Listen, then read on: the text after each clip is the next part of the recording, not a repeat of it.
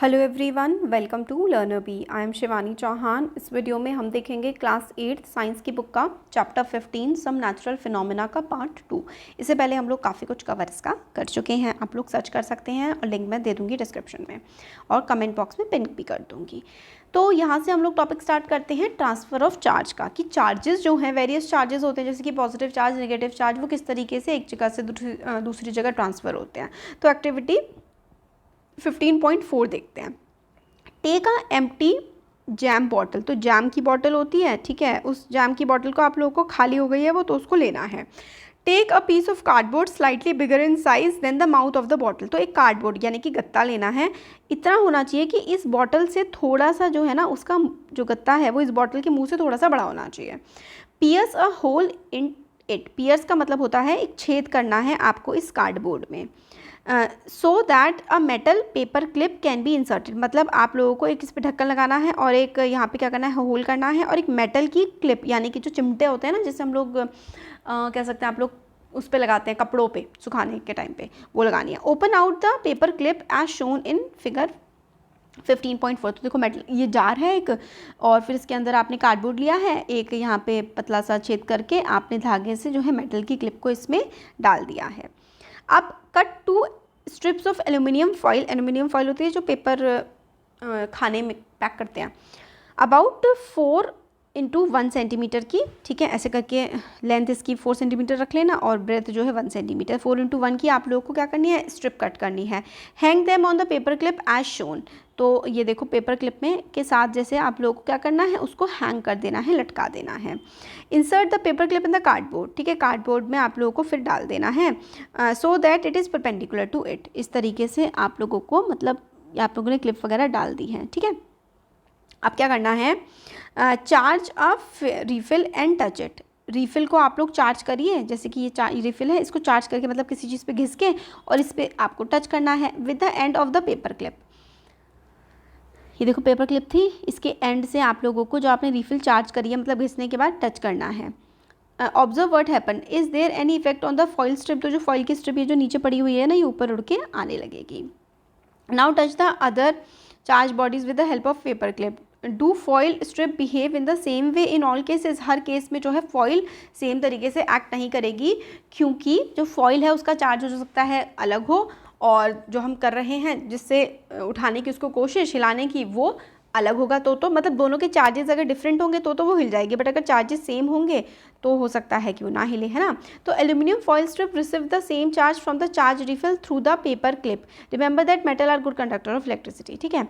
The strip carrying similar charge repel each other, जो strip होंगी same charge वाली वो तो एक दूसरे को रिपेल करेंगी, एक दूसरे से दूर जाएंगी, and they become wide open, मतलब एक दूसरे से दूर जाएंगी, अगर सेम चार्ज होगा तो एक दूसरे से ऐसे करके दूर चली जाएंगी। Such a device can be use to test whether an object is carrying charge or not, this device is known as electroscope, तो मतलब जो डिवाइस ये चेक करने के काम आए कि भाई चार्ज है या नहीं है, उसको इलेक्ट्रोस्कोप कहेंगे। बेसिकली अगर आपको एक्टिविटी समझ नहीं आई तो भी कोई दिक्कत नहीं है, आप लोगों को यहाँ पे ये समझना है कि जो सिमिलर चार्ज होते हैं वो एक दूसरे को क्या करते हैं, एक दूसरे को से दूर जाते हैं, रिपेल करते हैं, और जो ऑपोजिट चार्ज होते हैं वो एक दूसरे को अट्रैक्ट करते हैं, ठीक है। और जिस चीज़ से हम लोग ये डिटेक्ट कर सकते हैं कि किसी चीज़ में चार्ज है या नहीं है, उसको हम लोग इलेक्ट्रोस्कोप कहते हैं। Thus we find that electrical charge can be transferred from a charge body to another through a metal conductor, तो एक चार्ज बॉडी से दूसरी चार्ज बॉडी में हम लोग इलेक्ट्रिक चार्ज को ट्रांसफ़र कर सकते हैं। दिस इज़ इम्पॉर्टेंट कि अगर आप लोगों से पूछा जाए क्वेश्चन कि क्या एक चार्ज बॉडी से दूसरी चार्ज बॉडी में, एक चार्ज बॉडी है और दूसरी बॉडी अनचार्ज है, तो क्या इस चार्ज बॉडी से इसमें चार्ज को ट्रांसफ़र किया जा सकता है, तो हाँ, यस है इसका आंसर, चार्ज को ट्रांसफ़र किया जा सकता है एक से दूसरी बॉडी में। Touch the end of paper clip gently with the hand and you will find a charge in the foil strips, ठीक है। तो आप लोगों ने चार्ज ट्रांसफ़र कर दिया, कैसे किया, आपने जो चार्ज रिफिल थी ना, इससे इन फॉइल स्ट्रिप्स में चार्ज को ट्रांसफ़र कर दिया है। They come back to original state, ठीक है, तो मतलब आप चार्ज डाल भी सकते हैं और वापस भी ले सकते हैं, और ये जो टच करना और हटाना, ये वाली एक्टिविटी आप लोग कंटिन्यू करते रहेंगे तो वो फॉइल हिलती रहेगी। Every time you will found that foil strip collapse as soon as you touch the paper clip with hand, तो फॉइल एक दूसरे से जुड़ जाएंगी जैसे ही आप लोग पेपर क्लिप मतलब उसको टच करोगे। और why does it happen, the reason is that foil strip lose charge to the earth through your body, foil strip का चार्ज जो है लूज हो जाता है आपकी बॉडी से अर्थ की तरफ को। We see that the foil strips are discharge. तो देखो यहाँ पे समझने वाली बात यह है कि फॉइल स्ट्रिप डिस्चार्ज कब होंगी, जब उसमें से चार्ज निकल जाएगा, ठीक है। तो और अगर वो जो चार्ज है, चार्ज्ड बॉडी थी, ठीक है, उसका चार्ज उस बॉडी में से निकल करके अर्थ की तरफ को जा रहा है, तो इस प्रोसेस को हम लोग कहते हैं earthing. The process of transferring a charge from a charge object to the earth is called earthing. This is important कि भाई एक चार्ज बॉडी से जो चार्ज है वो हम अर्थ की तरफ को भेज रहे हैं, इस प्रोसेस को हम लोग अर्थिंग कहते हैं। चार्ज होने का मतलब होता है किसी बॉडी, आपने अपना फ़ोन चार्ज कर लिया, इसका मतलब क्या है, उसकी बैटरी में अब इलेक्ट्रॉन्स मूव नहीं कर रहे थे, आपने उसके इलेक्ट्रॉन्स मूव करवा दिए तो वो चार्ज हो गया। डिस्चार्ज हो गया मतलब अब उस बॉडी में चार्ज नहीं बचा है। Earthing is provided in buildings to protect us from electric shock due to any leakage of electric current. तो अर्थिंग हम लोगों की बिल्डिंग्स में प्रोवाइड की जाती है। कई बार क्या होता है ना, इलेक्ट्रिक करंट मतलब वो होता है ना कि शॉक वगैरह लग जाते हैं, कुछ गड़बड़ी हो जाती है, तो हमें शॉक बेसिकली ना लगे इसके लिए अर्थिंग प्रोवाइड की जाती है। स्टोरी ऑफ लाइटनिंग, लाइटनिंग की कहानी। It is possible to explain lightning in term of charges produce by rubbing. तो जो हम रब करते हैं उसकी हेल्प से ही हम लोग किस तरीके से इलेक्ट्रिसिटी चार्ज मतलब इलेक्ट्रिकल चार्ज प्रोड्यूस होता है क्लाउड्स में, उसको हम लोग क्या कर सकते हैं, डिटेक्ट कर सकते हैं या फिर समझाने की कोशिश कर सकते हैं। हम लोगों ने क्लास 7th में पढ़ा था that during the development of thunder storm the air current move upward while the water droplets move downward. तो जब थंडर स्टॉर्म आता है, जब तूफान आता है, तब क्या होता है कि हवा जो है वो तो ऊपर की तरफ जा रही होती है और जो वाटर ड्रॉपलेट हैं, जो पानी की बूंदें हैं, वो नीचे की तरफ आ रही होती हैं। These vigorous movements cause separation of charges. तो एक चीज़ ऊपर जा रही है और एक चीज़ नीचे आ रही है, तो इसकी वजह से सेपरेशन ऑफ चार्जेस हो जाता है, चार्जेस अलग अलग हो जाते हैं by a process not yet completely understood. अभी तक किसी को भी, साइंटिफिक कम्युनिटी को भी ये प्रोसेस कैसे होता है अच्छे से कम्प्लीटली समझ में नहीं आया, तो ये बात याद रखना, ठीक है। The positive charge collect near the upper as of the cloud. तो जो वो होते हैं ना हमारे बादल, उसमें ऊपर की तरफ क्या होता है, पॉजिटिव चार्ज कलेक्ट हो जाता है और नीचे की तरफ क्या होता है, निगेटिव चार्ज कलेक्ट हो जाता है। आप ये डायग्राम याद कर लो कि ऊपर की तरफ सारे के सारे पॉजिटिव चार्ज आ गए और नीचे की तरफ सारे के सारे निगेटिव चार्ज आ गए हैं, ठीक है, ये चीज़ याद रखो। There is accumulation of positive charge near the ground also. Positive charge का जो एक्यूमुलेशन होता है वो ज़मीन के पास, ग्राउंड के पास भी क्या होता है, पॉजिटिव चार्ज, ऊपर पॉजिटिव चार्ज, फिर नीचे निगेटिव चार्ज, फिर और नीचे ग्राउंड के पास, ज़मीन के पास फिर से पॉजिटिव चार्ज। ये डायग्राम इंपॉर्टेंट है, ठीक है, उससे आप लोग एक्सप्लेनेशन लिख सकते हो, लाइटनिंग की कहानी लिख सकते हो। When the magnitude of accumulated charges become very large the air is normally poor conductor of electricity is not able to resist their flow. मतलब यह मैग्नीट्यूड बहुत ज़्यादा हो जाता है का मतलब है कि बहुत सारे पॉजिटिव चार्ज अगर आ जाते हैं, अब एयर जो है वो थोड़ी पुअर कंडक्टर है इलेक्ट्रिसिटी की, ज़्यादा अच्छी कंडक्टर नहीं है इलेक्ट्रिसिटी की एयर, तो वो ज़्यादा ना क्या करती है, मतलब संभाल नहीं पाती है और उनके फ्लो को बहने से रोक भी नहीं पाती है। तो एयर जो है व्हेन मैग्नीट्यूड मतलब बहुत सारे पॉजिटिव चार्जेस आ जाते हैं, तो एयर जो कि पुअर कंडक्टर इलेक्ट्रिसिटी का, वो रेजिस्ट नहीं कर पाती, इन चार्जेस को आगे फ्लो करने से रोक नहीं पाती है। Negative and positive charge meet, negative charge और पॉजिटिव चार्ज मिलते हैं, producing streak of bright light and sound. Bright light sound, lightning क्यों होती है कि जो ऊपर पॉजिटिव चार्ज होते हैं एक तरफ और एक तरफ जो नेगेटिव चार्ज होते हैं वो क्या होते हैं, जब मिल जाते हैं, जब ये मिलते हैं ना पॉजिटिव और नेगेटिव चार्ज, उसकी वजह से ही लाइटनिंग होती है। सिंपल भाषा में अगर हम बोलें तो नेगेटिव चार्ज और पॉजिटिव चार्ज के मिलने की वजह से लाइटनिंग प्रोड्यूस होती है। We see streaks as light, the process is known as electrical discharge. तो इलेक्ट्रिकल डिस्चार्ज हो रहा होता है।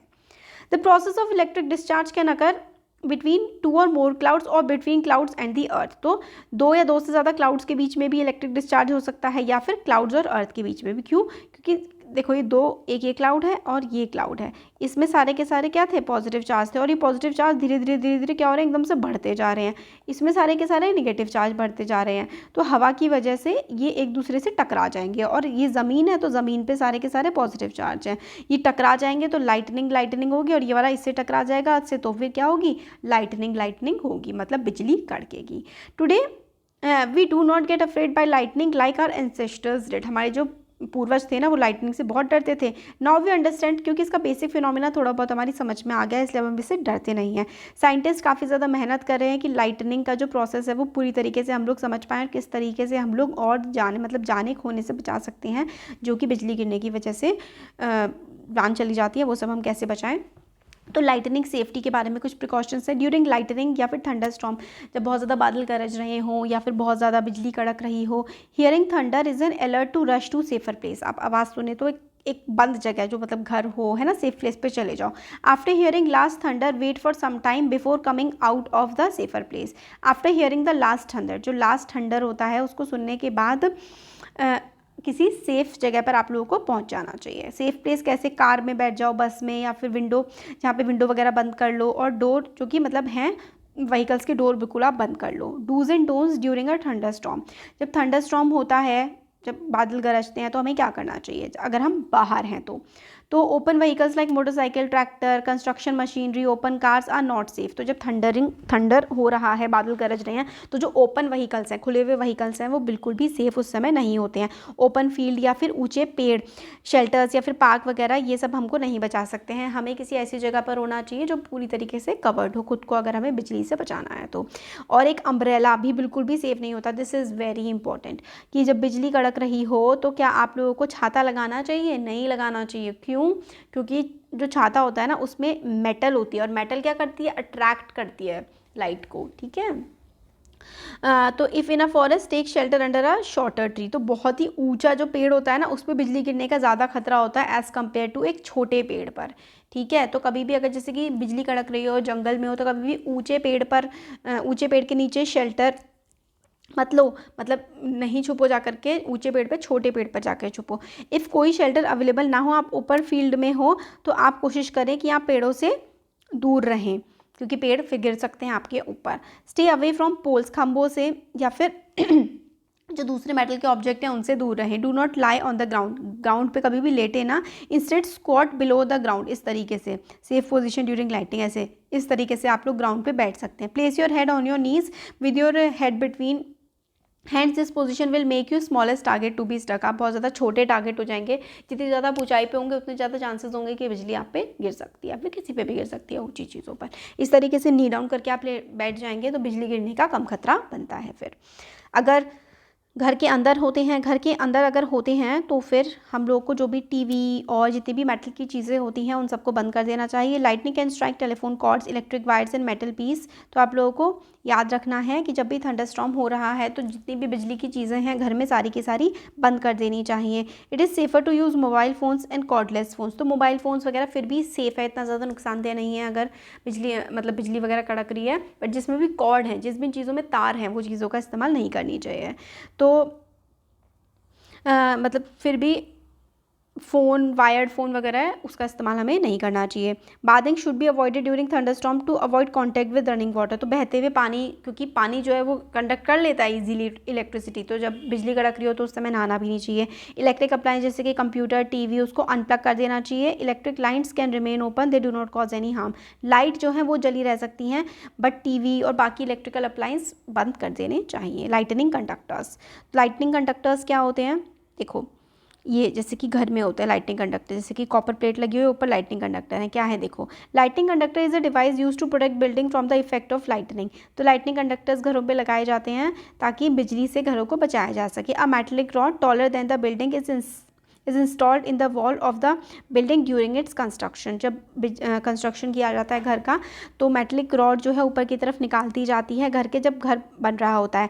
One end of the rod is kept out in the air and the other is buried in the ground. तो एक जो part होता है इसका, वो घर के बाहर ऐसे निकला होता है, और एक जो है वो ज़मीन के अंदर इसका पार्ट दबा दिया जाता है कि अगर इस पर बिजली गिरती है तो वो ज़मीन में चली जाए। The rod provides easy route for the transfer of electric charge to the ground, ताकि अगर ऊपर से गिरी है तो सीधा सीधा ज़मीन के अंदर वो चली जाए।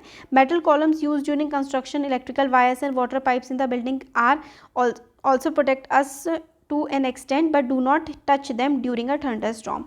तो जो इलेक्ट्रिकल वायर्स, वाटर पाइप्स वगैरह होते हैं वो भी हमें बचा देते हैं कई बार बिजली से, बट कभी भी इस तरीके के जो पाइप्स वगैरह हैं उनको कभी भी ना छुएं जब भी बिजली कड़क रही होती है। तो जो ये अर्थक्वेक वाला जो पार्ट है ना, अब लास्ट पार्ट अर्थक्वेक का होगा, वो हम लोग नेक्स्ट वीडियो में कवर कर लेंगे। Thank you.